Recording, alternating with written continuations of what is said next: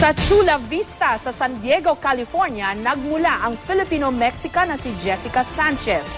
Doon, eksklusibong nasaksihan ng GMA News and Public Affairs ang init ng suporta ng kanyang mga kababayan. Isang viewing at voting party pa nga ang idinaos para sa kanilang idol. Narito ang exclusive report.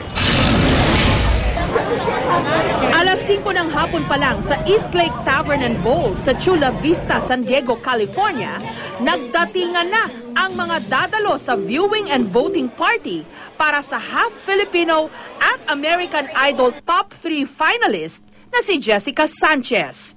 Karamihan sa kanila mula sa Filipino community ng Chula Vista. Sa bukana, may nagbebenta ng mga Jessica Sanchez t-shirt. Very excited that the community is coming over to support Jessica every week. This is crowded, it's packed.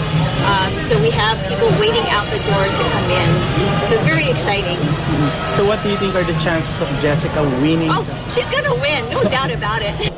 Habang hinihintay ang pag-ere ng American Idol, nagkaroon muna ng munting palatuntunan. Isa sa mga nag-perform, ang show choir mula sa eskwelahan ni Jessica Sanchez, ang East Lake High School. Kabilang sa mga miyembro ng show choir, si Shane, Tubong, Batangas. Mataas po talaga yung mga binisip natin dito. Talagang kayang-kaya ko nila. Tingnan niyo po yung show choir namin. Puro lahat po, majority po ng show choir namin, puro Pilipino. Hindi nga lang po sila sa Tagalog. Pagsapit ng alas 8 ng gabi, sinimulan ng panoorin ng lahat ang American Idol. Panay ang hiyawan sa tuwing ipinapakita o nababanggit si Jessica.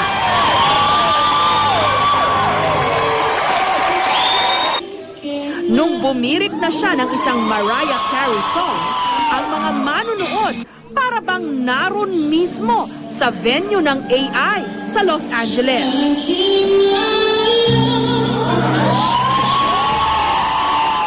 Ano story ito sa kinanta ni Jessica?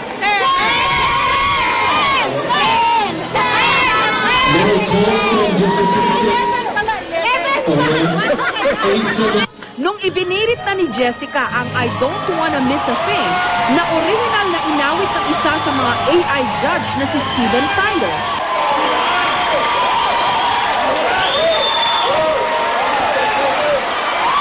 Halos magiba ang East Lake Tavern. I was like, oh wow, she can sing! Matapos ang American Idol, kanya-kanya ng boto ang lahat para kay Jessica.